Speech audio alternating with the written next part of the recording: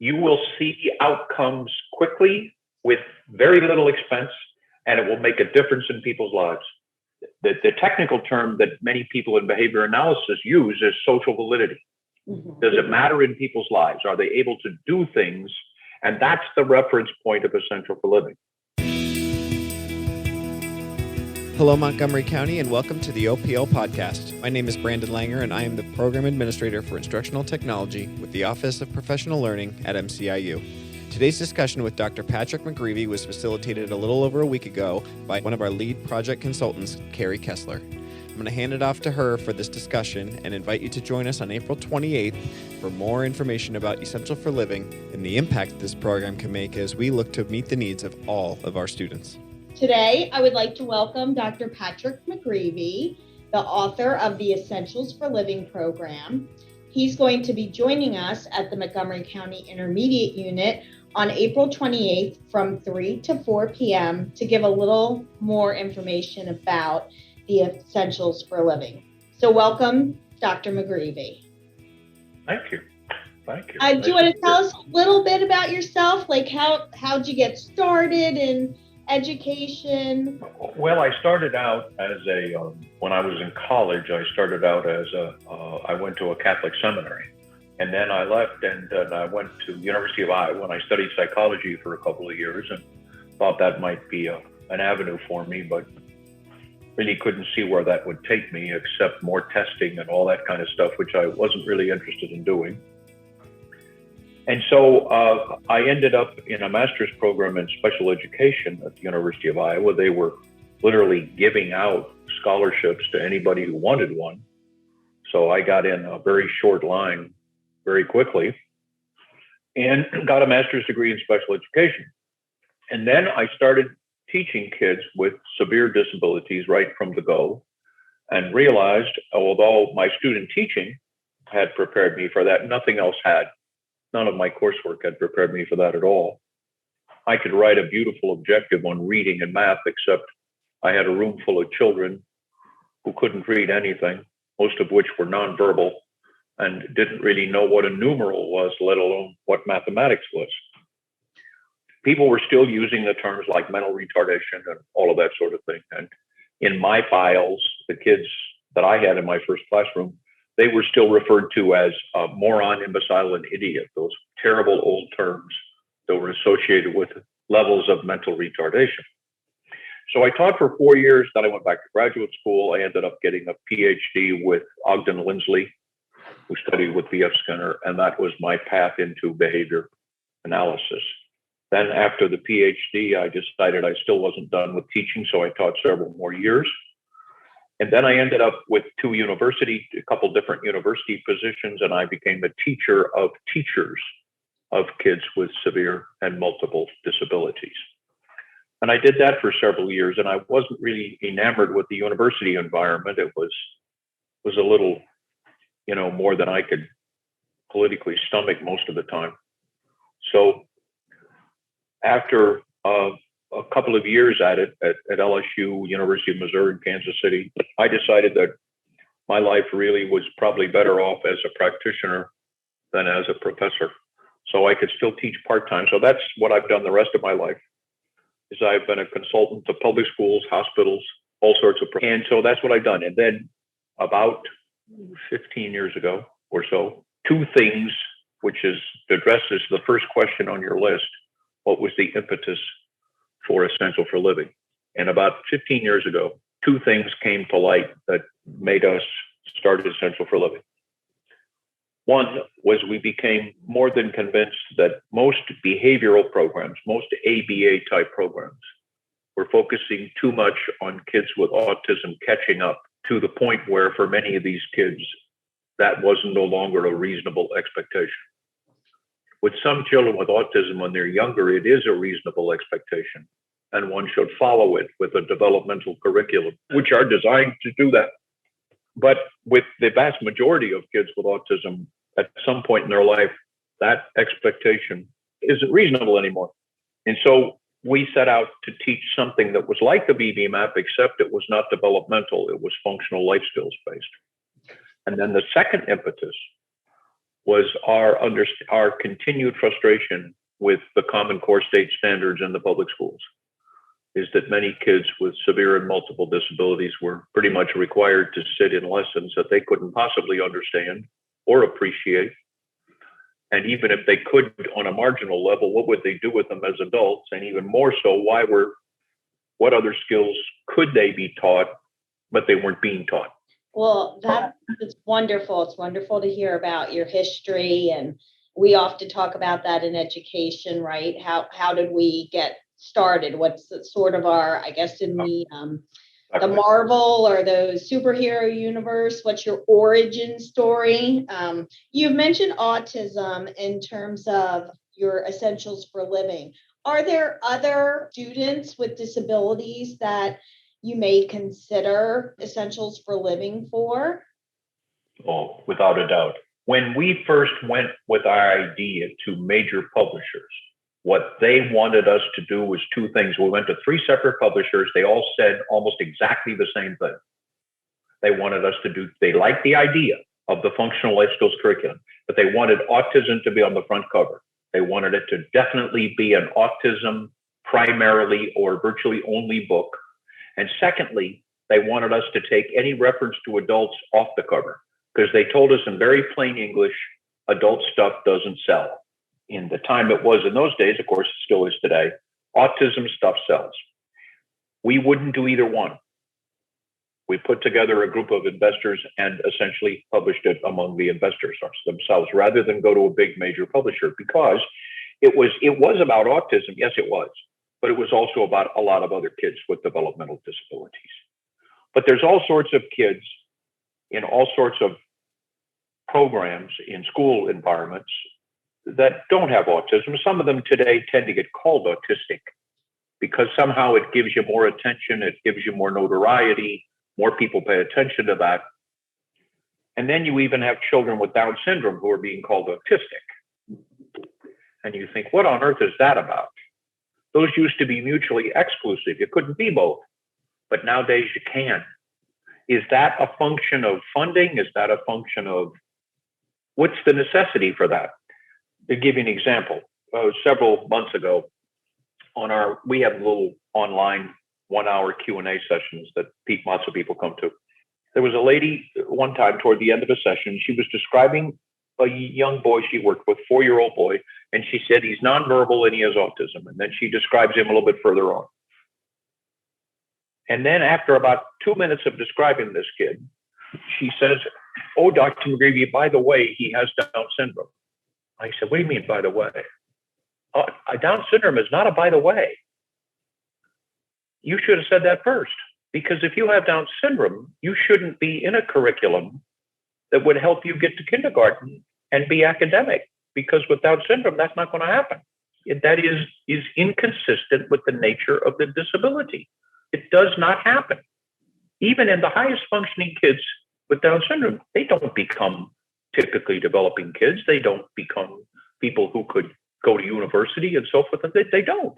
So yes, Essential for Living is for anybody who has autism or not, who has a substantial, generally what's called an intellectual disability, but it could be complicated by problem behavior, could be complicated by orthopedic sensory impairments.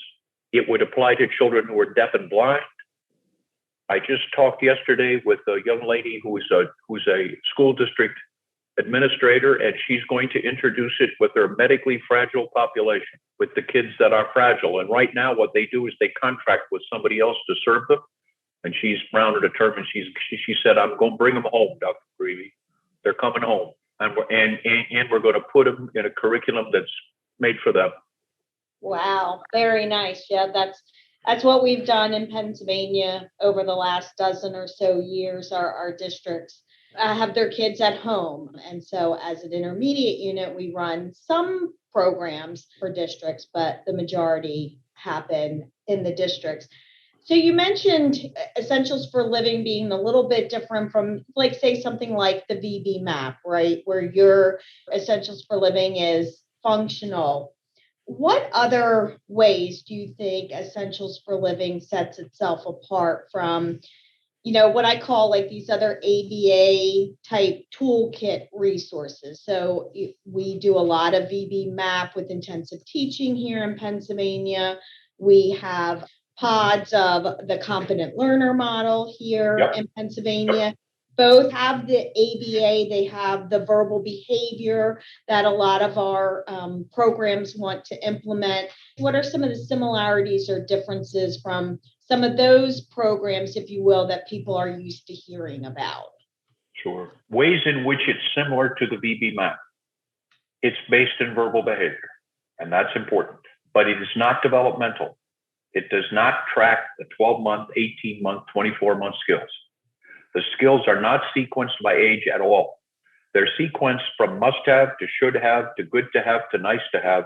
And what the reference point is a happy, productive, safe, and healthy life. That's the reference point.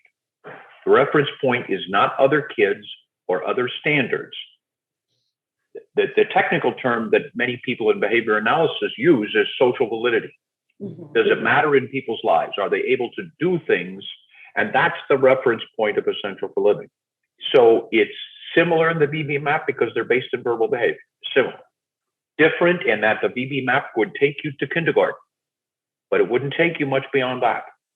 That's where it goes. It takes you, if you can learn most of the skills in the VB MAP, you are prepared for preschool environment. So if you have a little more language training, you could get yourself to kindergarten or first grade. Absolutely could, provided that you continue to move along.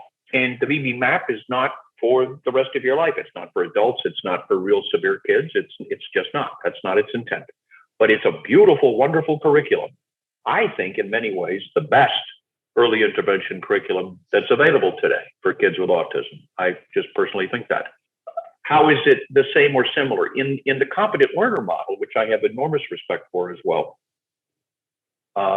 is that the competent learner model breaks things down into small increments and teaches tool or component skills.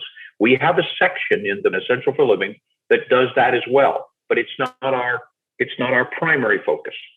But it is sort of an element that you can follow along and do as you like.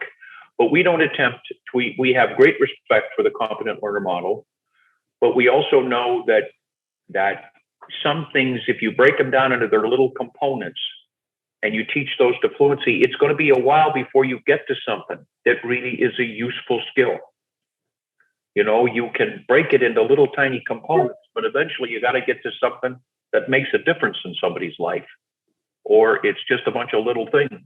When we teach matching and imitation and those little component skills, we don't start by matching something that's kind of silly and cute to match. We match something you actually would match. We match socks and we match spoons and forks from the beginning, not later on, day one, because if you don't get the component skill, if you don't get the matching or the imitation part, if you never really acquire that, and a lot of kids don't, you at least have a useful skill. You could put spoons and forks in a silverware drawer, you know what I mean? And you can match socks that come out of the dryer, provided the dryer doesn't eat them. So that kind of thing. You see what I mean? Right. And so there's a little bit of a component of competent learner, a little bit of a component of the VB MAP, but different. Would you say, Dr. McGreevy, that when we think about these applied behavioral analysis type programs based in verbal behavior, that what we're really trying to garner is, we talk about this a lot in VB MAP type programs, getting those novel responses. So in listening to what you just said, in terms of having children in curriculums that are appropriate, we don't want to have to teach every little skill. You just mentioned having to kind of slowly build fluency. You want to get kids who are learning something and then kind of steamroll with that. Do you find that to be true? Yes, without doubt. I think, you see, in terms of how historically we have defined groups of children and differentiated them into categories, we've done it in intelligence, we've done it in achievement, we've done all sorts of different parameters that somehow differentiate individuals, and they're more or less useful, sometimes downright derogatory, frankly. But one of the things that you see with certain children when they get to be a certain age, and sometimes it's from the very early point, is novel responses don't happen. Even in the best teaching imaginable, they don't happen. Generalization doesn't happen. It just, no matter how much time you try to devote to it, it doesn't happen. You get abstract concepts. I'll give you an example. There are children who can sing the days of the week song, but really can't tell you the difference between Tuesday and Friday. They don't understand the difference. And then you go to the calendar and you teach them what today is. And you feel so excited because they pointed to today. Well, that's because it was the highlighted one. They didn't have to learn much because it's the one you highlighted. So you pointed today. Then if you go backwards, you get yesterday, and forward, you get tomorrow. And you're thinking, hey, I'm on the way. And 10 minutes later, you say, you remember we did that yesterday? And the kiddo looks at you like you just said something in a different language, has no idea in the world what that means. And you say, well, we can't do it now, but we could do it tomorrow. And they have a tantrum that lights up the whole room. Not only because they don't want to wait, because they really don't understand what tomorrow means. And when children don't understand those seemingly simple concepts, well, they're sure not going to understand the more complex ones. And so if your early intervention in a developmental program doesn't lead to novel responses, doesn't lead to generalization, doesn't lead to simple abstract concepts, doesn't lead to discriminations, it's time to switch. Because for the kids for whom Essential for Living is intended, the generalizations are difficult as hell. The abstract concepts are climbing a mountain. They're climbing a mountain. They really are. Intraverbal answers to questions. Oh, you can teach them to recite all the answers in one in the world. Tell me something you wear, sweater. But the answer is always sweater. And then you ask yourself, how many people are going to walk up to you on the street or anywhere you are and say, hello there, tell me something you wear?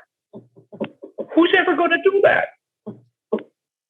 So in order for that skill to be functional, that answer has to generalize to some other questions. They don't experience generalization as easily as other kids do. Right. They don't. Dr. McGreevy, with the pandemic and being virtual for some of our most needy kids, and is it hard for parents to carry on into the home what's being done in the classroom if they're doing the Essentials for Living program? Is it a hard thing to have the parents transfer to or to help the teacher follow through with in the home? It's hard without COVID. Right. And it's over the edge hard with it. Okay. No question it's hard with it. It's hard without it. Right. It's hard without it. I mean, that's another mountain to climb. You've got to keep it simple and straightforward, and then you've got to watch people do it in a Zoom meeting or something. And when you're trying to prompt somebody how to do something, and you have to do a hand-over-hand prompt, which you have to with many of our kids because they don't imitate. Not all of them, some imitate, but the vast majority don't. So you have to guide them. What if they don't tolerate that kind of prompt? You got to teach that first. You got to teach them to tolerate it.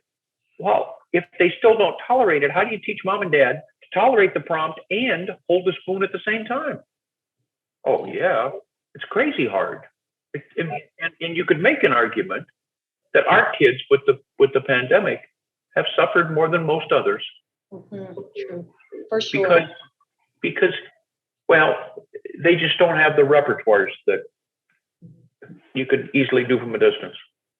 We're talking here in Pennsylvania about, I'm going to look to my colleague who's here with us today, a little bit about learning loss, but I feel like we're trying to say maybe more like learning retention as opposed to, focusing in on, maybe the not negative, but less positive by saying learning loss. Do you feel like Essentials for Living would support our districts, our students here in Pennsylvania and Montgomery County as we think about going forward? And we're never going to make up the time of, what you just said in terms of the pandemic and our students not even being able to possibly learn virtually, would this help give them a leg forward as opposed to maybe a leg up? Yes. I think what it does, although when we wrote it, we sure didn't anticipate a pandemic. That certainly wasn't in our thoughts at all. But seeing as we're here, there's one particular component, even more so than some of the others in essentials living. Well, let's make it two components, because there's about 6 or 7, but the two most important ones is that when you teach in context, in a context similar to the context in which the person is required to respond, then even if generalization doesn't happen, you still have a useful skill because you taught it in exactly the context in which it would be expected to occur. Right. You take a walk down the hallway like we used to when I was a teacher, not because you had anywhere to go, because oftentimes you didn't have anywhere to go. You made up somewhere to go so that Charlie, who was in your class, would have an opportunity for you to call his name and he comes back to the group, because he doesn't do that now. And I could practice that in the classroom, but that wouldn't be the circumstance in which that'd be expected to occur. He's out with the group and he's wandered off. And he's got to respond when somebody calls his name. And so we ended up taking walks. My principal years ago used to tease me about it. He said, "Where are we going today, Mr. McGreevy?" I remember one time I said to him, "We're going to the library." Well, now he knew the children I had, and he had been in the classroom numerous times. He knew that there wasn't a kid in the room who could read anything at all. See, not even signs. And I tried a couple of times to read to the children, and none of them liked it. So I didn't have much occasion to read in my class. "Where are we going to go to the library?" So he teased me about that afterward. I said, Michael, you watch Michael. Michael's the reason we went to the library that day, because Michael wanders off. He wanders off. So it gives him an opportunity to do that. So when we teach in context, that's important. Don't have to worry necessarily about it. The second thing is we teach to fluency, which most of the world does not.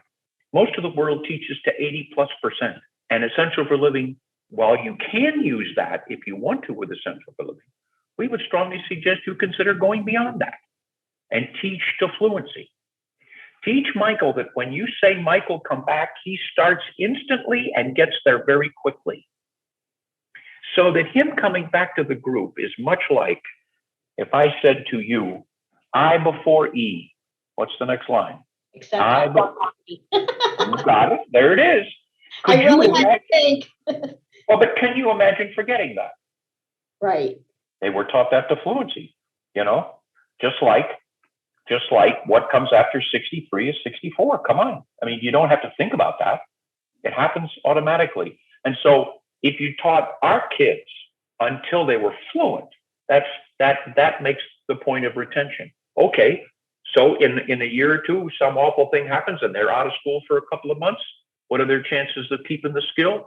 If it's to fluency, it's way better. Just like you and I. I'm sorry, Dr. McGreevy, this is a really simple question, but you're saying this and I'm wondering, is there a difference between fluency and mastery? Mastery can be fluency, but it doesn't have to be. People will say 80% mastery, 90% mastery. They will say that. But if you're really the master in the old traditional way to say it, when we had the apprenticeship model in this country, when people went off to study with a blacksmith, and the blacksmith didn't let you go until you could do it like that. Then the blacksmith would say, "Okay, you're on your own now. You're a blacksmith."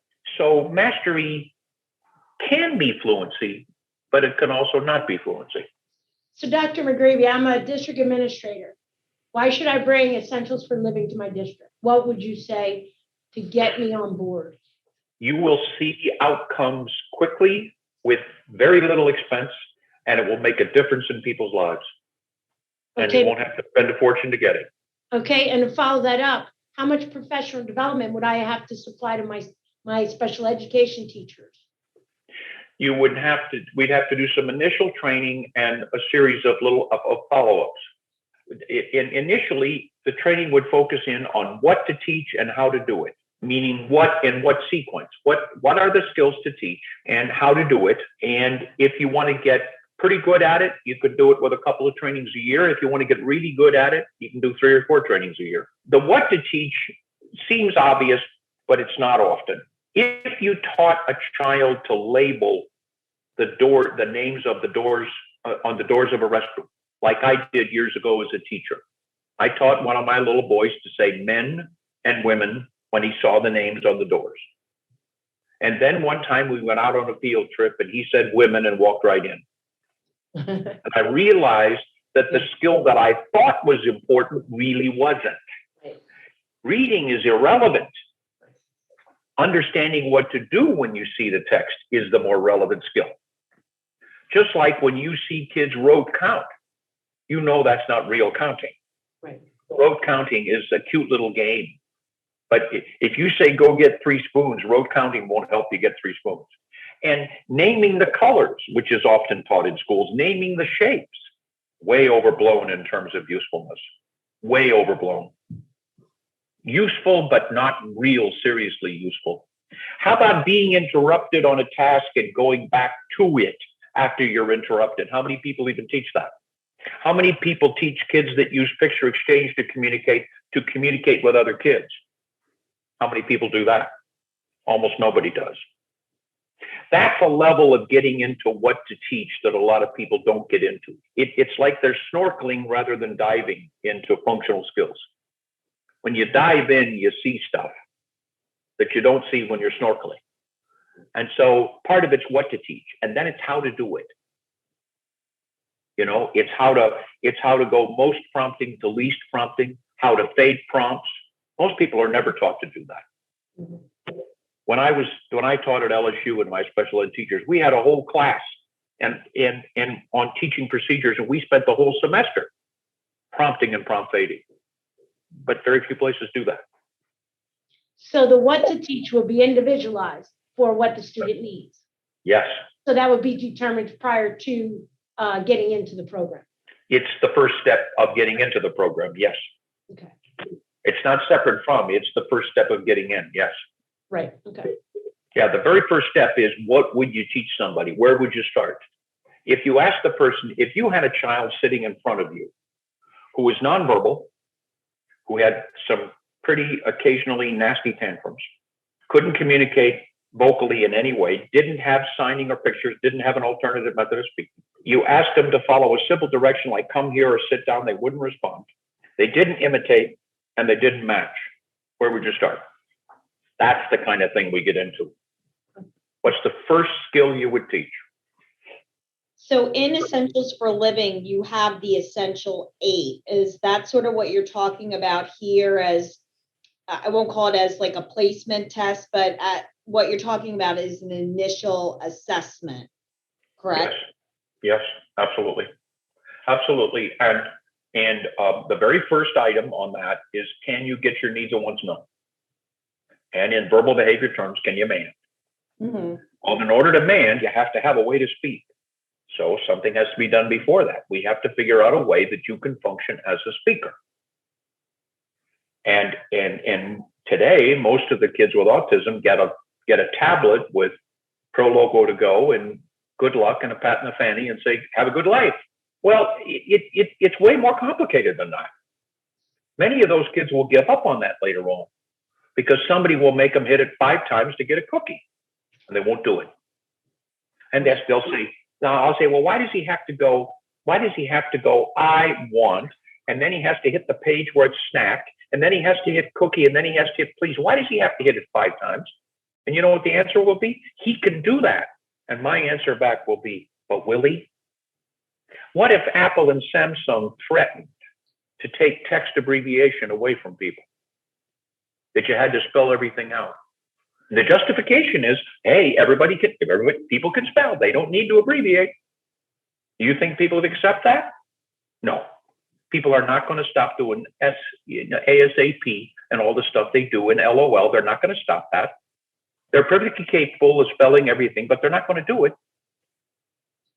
They're not going to, and that's what happens. We saw a whole generation of Dynaboxes. How many of those are around anymore?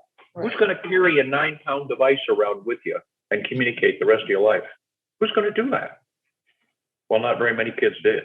The kids in wheelchairs did, because you could put it right on their tray. They didn't have to worry about that. But the ambulatory kids, no. So after students are determined with the Essential 8, what happens next in the curriculum? Like how would you sort of explain it to somebody who hasn't seen Essentials for Living? So you talked about the what and the how, and that there's the Essentials 8, there's a like sort of a pre-assessment. So then what happens after that? Well, first off, you do something called the quick assessment. It's you interview somebody who knows the learner well.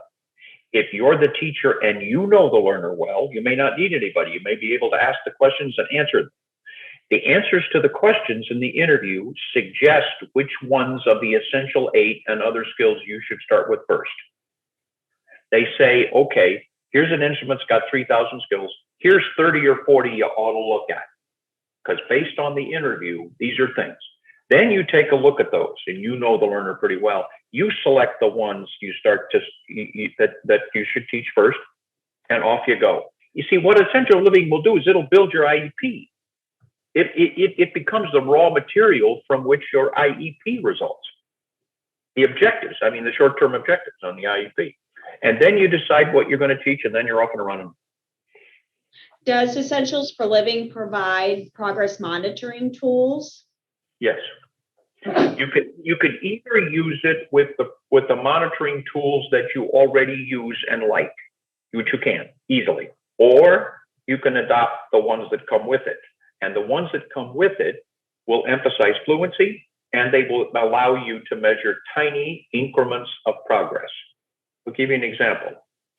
If you're teaching a person for the first time to make a request to get their needs and wants met, how many boxes in our scoring mechanism? Not 1 or 2 or 4 or 6 or 9, 11. From the time you first start teaching a request for one thing until the time it's considered completely mastered and generalized is 11 boxes. You'll be able to show tiny increments of progress to families that most of the scoring mechanisms available today will not show. It takes an extra couple of weeks to get familiar with it. It's not inherently difficult to understand. It's just another piece you have to take time to learn. But it's not difficult, and it allows you. On the other hand, you can use Essential for Living to build your IEP to get started in functional skills, and then you can score it the way you want to. I think just a couple more questions. One that comes to mind is that we do a lot of things in education, special education, and I'm thinking about how, our supports are set up from, administrative support and different things within school districts. What would be the ongoing supports needed by a school or district, or even at the teacher level, to implement and sustain Essentials for Living? Because the sustainability is where I see we can sometimes fall off. No, that's a very good question. I think if you had, we rolled out this curriculum in the Fairfax County District in Virginia. And it's a very large metropolitan district. It's northwest of Washington, D.C. And when we did the initial training, there were 18 BCBAs they had on staff, because they're a very large district, and their district's got lots of money.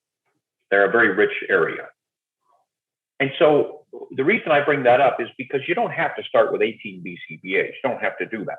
But what the teachers are going to need over a period of time is somebody to call and say, could you come in and help me? Can you come in and sit with me, advise me a little bit on this kid, either in terms of what to teach or how to teach? They're going to need people like that. And so if you had, I don't know how many, it depends on the size of your district. If you had 3 or 4 or 5 people who were well-versed in it, but really knew it really well, and those were people teachers could contact. Not contact in the sense of well, come observe the kid. You know how that goes with psychologists and stuff, is that you observe a kid, and the next thing, well, somebody wants the kid out of the program into somebody else. Okay, we understand all that kind of stuff. That's not what I'm talking about. I'm talking about, I'm having trouble teaching this skill, or I'm not sure what to teach. Can you come in and sit with me and work this out with me? They'd need people like that. Right. That's great. Yeah, for what you're talking about for Virginia, we're a county, but we have 21 school districts. So it's sort of similar. Like, if every school district had one or two people who could do what you're talking about. And Carol and I, in our role here at the IU, that's also part of our role, like technical assistance and being able to support districts as they would, say, implement something like this.